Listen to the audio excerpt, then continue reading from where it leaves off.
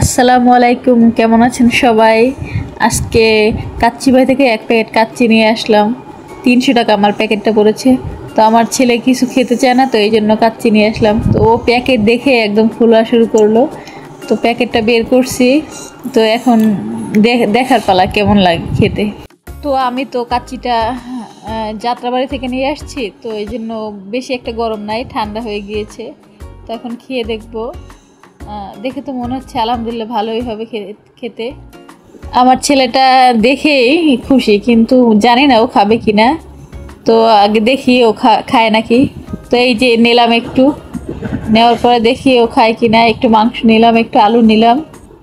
তো ও তো সারাদিন কিছু খায় না, দেখি খেতেও পারে। তো বিসমিল্লাহ বলে ওর মুখে দিলাম। না, আমার ছেলে এই তো একবার খাচ্ছে, একবার খেয়েছে, তো আর একবার এই যে মুখে নিতে চায় না। ও এরকমই করে, একটু খেলে আর খাবে না। তো এই যে শুরু হয়ে গেল আমার ছেলের দুষ্টুমি। 2 বার খাইছে, এখন আর খাবে না। তো কি করব এখন, একটু আমি খেয়ে দেখবো। এই যে ও টিভি দেখতেছে। তো কেমন লাগে, ওকে আবারও সাধলাম যে আর একটু খাও, তোমার জন্য এত দূর থেকে নিয়ে আসছি।